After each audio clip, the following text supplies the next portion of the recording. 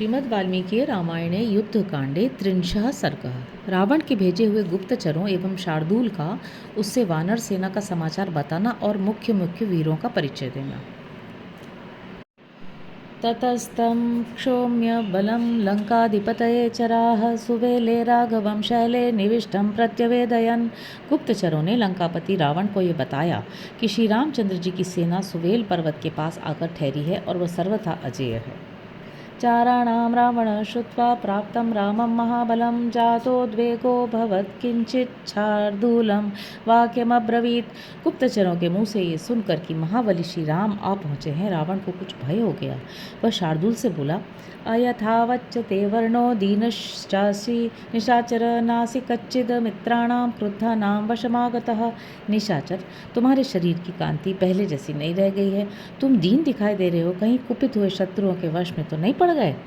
इति तेनानुनिशिष्टस्तु वाचं मन्दमुदीरयन् तदा राक्षस शार्दूलं शार्दूलो भयविक्लवः। उसके इस प्रकार पूछने पर भय से घबराए हुए शार्दूल ने राक्षस प्रवर रावण से मंद स्वर में कहा, न ते चारयितुं शक्या राजन् वानरपुंगवाः विक्रांता बलवन्तश्च राघवेण च रक्षिताः। राजन, उन श्रेष्ठ वानरों की गतिविधि का पता गुप्तचरों द्वारा नहीं लगाया जा सकता। वे बड़े पराक्रमी, बलवान और श्री रामचंद्र जी के द्वारा सुरक्षित हैं। नापि संभाषितुं शक्याः संप्रश्नोऽत्र न लभ्यते सर्वतो रक्षते पंथा वानरैः पर्वतोपमैः। उनसे वार्तालाप करना भी असंभव है। अतः आप कौन हैं, आपका क्या विचार है इत्यादि प्रश्नों के लिए वहाँ अवकाश ही नहीं मिलता। पर्वतों के समान विशालकाय वानर सब ओर से मार्ग की रक्षा करते हैं, अतः वहाँ प्रवेश होना भी कठिन ही है। प्रविष्ट मात्रे ज्ञातो हम बले तस्मिन् विचारिते पलात् गृहीतो रक्षोभिर्बहुधास्मि विचारितः। उस सेना में प्रवेश करके ज्यों ही उसकी गतिविधि का विचार करना आरंभ किया, त्यों ही विभीषण के साथी राक्षसों ने मुझे पहचान कर बलपूर्वक पकड़ लिया और बारंबार इधर उधर घुमाया। जानुभीर्मुष्टिभिर्दन्तैस्तलैश्चाभिबोहत विहतो भृशं परिणीतोऽस्मि हरिभिः बलमध्ये अमर्षणैः। उस सेना के बीच अमर्ष से भरे हुए वानरों ने घुटनों, मुक्कों, दांतों और थप्पड़ों से मुझे बहुत मारा और सारी सेना में मेरे अपराध की घोषणा करते हुए सब ओर मुझे घुमाया। परिणीय च सर्वत्र नीतो हम राम संसदि रुधिरस्रा विदीर्णांगो विवलश्चलितेन्द्रियः। सर्वत्र घुमाकर मुझे श्री राम के दरबार में ले जाया गया। उस समय मेरे शरीर से खून निकल रहा था और अंग अंग में दीनता छा रही थी। मैं अब व्याकुल हो गया था, मेरी इंद्रियां विचलित हो रही थी। हरिभिर्वध्यमानश्च याचमान कृतांजलिः राघवेण परित्रातो मामेति च यदृच्छया। वानर पीट रहे थे और मैं हाथ जोड़कर रक्षा के लिए याचना कर रहा था। उस दशा में श्री राम ने अकस्मात मत मारो कहकर मेरी रक्षा की। एष शैलशिलाभिस्तु पूरयित्वा महार्णवं द्वारमाश्रित्य लंकाया राम तिष्ठति सायुधः। श्री राम पर्वतीय शिलाखंडों द्वारा समुद्र को पाट कर लंका के दरवाजे पर आधम के हैं और हाथ में धनुष लिए खड़े हैं। गरुडव्यूहमास्थाय सर्वतो हरिभिव्रतः मां विसृज्य महातेजा लंकामेवातिवर्तते। वे महातेजस्वी रघुनाथ जी गरुड़ व्यू का आश्रय ले वानरों के बीच में विराजमान हैं और मुझे विदा करके वे लंका पर चढ़े चले जा रहे हैं। पुरा प्राकार मायाति क्षिप्रमेकतरं कुरु सीतां वापि प्रयच्छाशु युद्धं वापि प्रदीयताम्। जब तक वे लंका के परकोटे तक पहुँचे उसके पहले ही आप शीघ्रतापूर्वक दो में से एक काम अवश्य कर डालिए, या तो उन्हें सीता जी को लौटा दीजिए या युद्ध स्थल में खड़े होकर उनका सामना कीजिए। मनसा तदा प्रेक्ष्य तच्छ्रुत्वा राक्षसाधिपः शार्दूलं सुमहद्वाक्यं तथोवाच स रावणः। उसकी बात सुनकर मन ही मन उस पर विचार करने के बाद राक्षस राज रावण ने शार्दूल से महत्वपूर्ण बात कही। यदि मां प्रति युध्यन्ते देव गंधर्व दानवाः नैव सीतां प्रदास्यामि सर्वलोक भयादपि। यदि देवता, गंधर्व और दानव मुझसे युद्ध करें और संपूर्ण लोक मुझे भय दे दे तो भी मैं सीता को नहीं लौटाऊंगा। एवं मुक्त्वा महातेजा रावण पुनरब्रवीत चरिता भवता सेना के त्रिशूरा प्लवंगमाः। ऐसा कहकर महातेजस्वी रावण फिर बोला, तुम तो वानरों की सेना में विचरण कर चुके हो, बताओ उनमें से कौन कौन वानर अधिक शूरवीर हैं। किं प्रभाः कीदृशाः सौम्य वानरा ये दुरासदाः कस्य पुत्राश्च पौत्राश्च तत्त्वमाख्याहि राक्षस।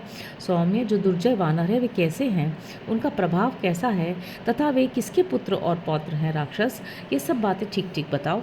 तथात्र प्रतिपत्स्यामि ज्ञात्वा तेषां बलाबलम् अवश्यम खलु संख्यानम कर्तव्यम युद्धमिच्छता। उन वानरों का बलाबल जानकर तदनुसार कर्तव्य का निश्चय करूंगा। युद्ध की इच्छा रखने वाले पुरुष को अपने और शत्रु पक्ष की सेना की गणना, उसके विषय की आवश्यक जानकारी अवश्य करनी चाहिए। अतएव मुक्त शार्दूलो रावणे नोत्तमश्चरः इदं वचनमारेभे वक्तुं रावण सन्निधौ। रावण के इस प्रकार पूछने पर श्रेष्ठ गुप्तचर शार्दूल ने उसके समीप यूँ कहना आरंभ किया। अथर्क्षरजसः पुत्रो व्युधिराजन् सुदुर्जयः गदस्याथ पुत्रोत्र जाम्बवानीति विश्रुतः। राजन, उस वानर सेना में जाम्बान नाम से एक प्रसिद्ध वीर है जिसको युद्ध में परास्त करना बहुत ही कठिन है। वह ऋक्ष रजा और गद्द का पुत्र है।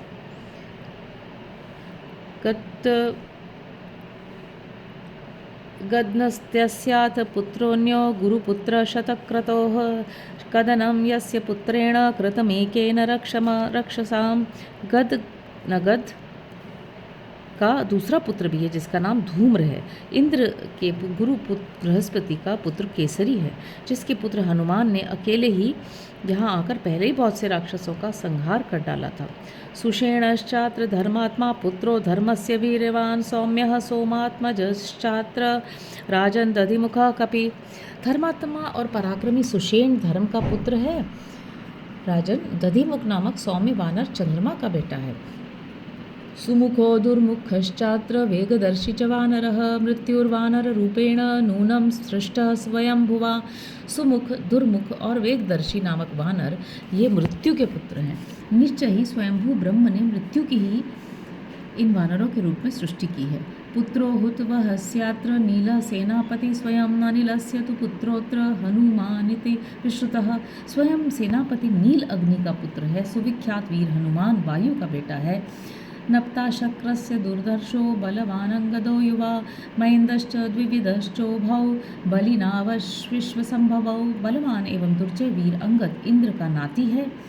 वह अभी नौजवान है। बलवान वानर मैंद और द्विविध ये दोनों अश्विनी कुमारों के पुत्र हैं। पुत्रावैवस्वतस्याथ पंचकालांतकोपमाः गजो गवाक्षो गवयः शरभो गंधमादनः। गज, गवाक्ष, गवय, शरभ और गंधमादन ये 5 यमराज के पुत्र हैं और काल एवं अंत के समान पराक्रमी हैं।